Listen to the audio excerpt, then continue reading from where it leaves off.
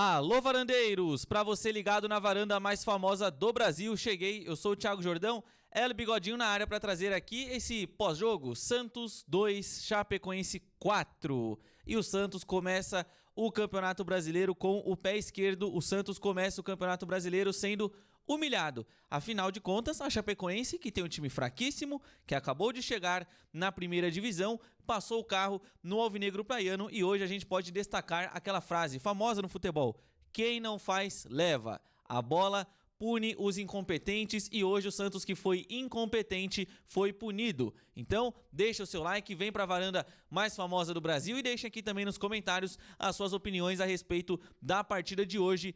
Derrota do Alvinegro Praiano lá em Chapecó. Santos 19º colocado do Campeonato Brasileiro. Show de bola! Parabéns a todos os envolvidos. Mas vamos tentar destrinchar um pouquinho a partida. O jogo do Santos hoje basicamente foi resumido em pressão na Chapecoense, afunilar a Chapecoense para o campo defensivo e tentar muitos cruzamentos para dentro da grande área jogadas pelas laterais. Isso até em dado momento do jogo vinha dando certo. Porém, o Santos esbarrou em um problema.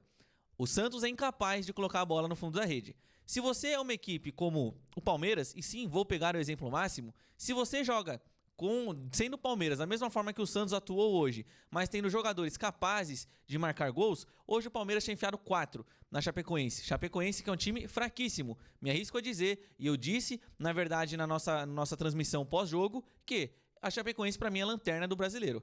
Time fraquíssimo na Chapecoense. Joga o cara que é ruim, entra o que é pior. A gente sabe que a Chapecoense tem um plantel limitadíssimo, inclusive pior do que o do Santos. Mas hoje a Chapecoense foi feliz, porque a Chapecoense, além de ter tido ali momentos defensivos em que o seu goleiro foi bem no jogo, a Chapecoense foi feliz nos contra-ataques. Repito, o Santos começa bem, começa afunilando a Chapecoense.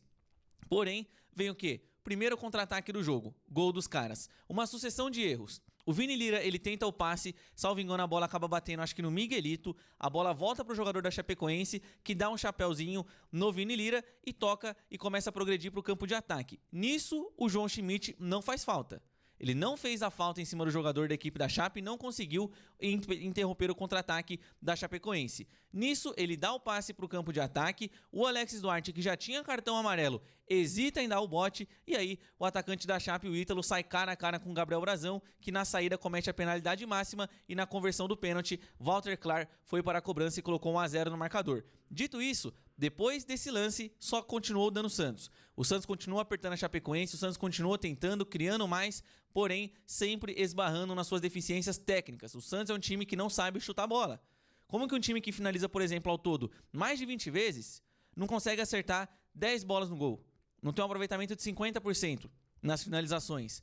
Então, vale a reflexão, né, que eu já tenho batido nessa tecla aqui há muito tempo, que o Santos precisa descer do salto. Você é profissional, você já é jogador de futebol, já venceu na vida financeiramente falando, porque a título esportivo, a maioria dos jogadores do Santos são fracassados, com todo respeito, tá? Nenhum desses jogadores aí, eles são jogadores vitoriosos, com exceção do Arão, você pode colocar o Zé Rafael, o Neymar, enfim, entre outros casos do plantel santista. Mas aí o Santos finalmente consegue o empate com um gol do Gabriel Menino. O Gabriel Menino, ele recebe ali no contra-ataque santista, um dos poucos contra-ataques do Santos na partida, ele recebe a bola, faz o corte ali dentro da próxima entrada da grande área e marca um belo de um gol. Finalizado o primeiro tempo, eu disse no nosso intervalo da transmissão no Varanda que eu gostei do primeiro tempo do Santos. Acho que o Santos fez um primeiro tempo muito bom, daquilo que eu esperava da equipe, levando em conta também que o Santos estava jogando com um time alternativo nesta noite, então na minha avaliação foi um bom primeiro tempo. Já na segunda etapa, o Vojvoda, para mim, pelo menos ele corrige um erro. Ele tira o Cabadeiro do time. Ponto positivo pro Vojvoda nessa aí. Na verdade, pode ser considerado a média, porque o ponto negativo é colocar o Cabadeiro. Você corrigir é mais do que a sua obrigação. Ele coloca o Barreal, que fez um jogo bom também, bem interessante a partir do Álvaro Barreal, inclusive ele faz o gol da virada do Santos. Só que aí existe um Santos pré-gol da Chapecoense, gol de empate, e existe um Santos pós-gol da Chapecoense, gol de empate lá na Arena Condá. Que acontece o quê? De novo ele. Existe uma falha defensiva. A bola é cruzada para dentro da grande área, o Lira perde a disputa aérea, só que na sobra, o Alexis Duarte está no chão. Ninguém sabe por quê. O zagueiro que não consegue se manter em pé. Nisso, o atleta da Chapecoense vai lá e empata o jogo. Na sequência, entra um erro do Juan Pablo Vojvoda na minha visão. Ele saca o Lautaro Dias, que pra mim é correto. Você tira o Lautaro, que já estava ali desgastado fisicamente, e coloca o Pradella. E você saca o Zé Rafael. Só que o Zé Rafael, no meu ponto de vista, ele não deveria ter saído. Mas, se era para o Zé sair do time, que entrasse o Gabriel Bontempo. Porque o Santos começou a perder o meio de campo. A Chapecoense rapidamente fez o terceiro gol. Em qual sistema? De novo, lançamento para o campo de ataque, a nossa defesa é uma mãe, não tem compactação dos volantes, o time todo espaçado, gol dos caras. E no terceiro gol, de novo, o senhor Alex Duarte falha, porque a bola é desviada no Luan Pérez, ela viaja dentro da grande área e o Alex Duarte dormindo, né? Vivendo no sono eterno, o senhor Alex Duarte. E assim, o Santos, o Juan Pablo Vojvoda, não deveria ter colocado o Robinho no time, na minha avaliação. Primeiro que o Robinho, até aqui, pra mim, não faz por merecer pra ter uma grande minutagem no Santos. Segundo, o Robinho Júnior, ele entrou ali num contexto muito diferente do que a gente pede pro Robinho. Porque é verdade que a Chapecoense mudou seu esquema, saiu de uma linha de 5 para começar a atuar com uma linha de 4, para começar a ter mais repertório ofensivo, é verdade. Mas o Juan Pablo Vojvoda, ele perde o meio de campo ao tirar o Zé Rafael e coloca o Robinho, que não fez nada no jogo. Então, eu vejo que existem também dois argumentos nessa situação do Vojvoda. Tem aquele torcedor que cobra a ousadia do Vojvoda, mas que vai reclamar com relação ao que ele fez hoje. Que aí eu acho que também as pessoas têm que começar a se decidir. Quando o Vojvoda é ousado e tira um volante para colocar um atacante, beleza, ele tá errado. Só que se o Vojvoda mantém o Zé Rafael e não coloca o Robinho, ele também tá errado. Então assim, eu acho que a gente ficar falando de Juan Pablo Vojvoda, ficar falando do grupo de jogadores é quase que dar murro em ponta de faca. Porque não vai mudar. O que tem que mudar é lá em cima, é no topo da pirâmide. Quem tem que mudar é o Marcelo Teixeira, é o Alexandre Matos. São esses dois que contrataram Mike, Lautaro, contrataram o Bilal Brahimi, trouxeram o Alexis Duarte. E sabe a maior coincidência de três que eu citei aqui? No caso, o Alexis Duarte, o Lautaro Dias, vou até colocar o Vitor Hugo nesse combo também, todos em Minas Gerais. Coincidentemente, o Alexandre Matos trabalhava lá em Minas Gerais. Alguns deles com passagens pelo Palmeiras. Coincidentemente, o Alexandre Matos ele trabalhou na equipe do Palmeiras. E uma outra coincidência, Varandeiro, o Alexandre Matos queria o Alexis Duarte lá no Cruzeiro. Não deu certo, ele chegou no Santos e trouxe o seu parça paraguaio para atuar com a camisa do Santos. Hoje, uma partida completamente na conta do Alexis Duarte. Então, eu repito aqui, eu não mandaria o Juan Pablo Vojvoda embora. Eu entendo todas as críticas, eu acho plausíveis todas as críticas. No meu ponto de vista, o Vojvoda, ele segue sendo um treinador que mexe mal. Hoje, brilhantemente, o nosso narrador Osmar comentou o seguinte, ele falou, olha, o Vojvoda, ele tem as suas convicções.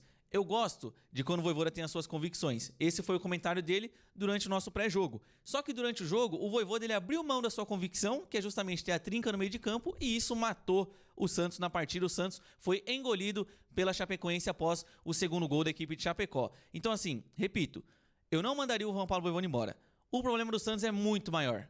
Muito maior. E um outro ponto, você vai mandar o Vojvoda embora e vai trazer quem?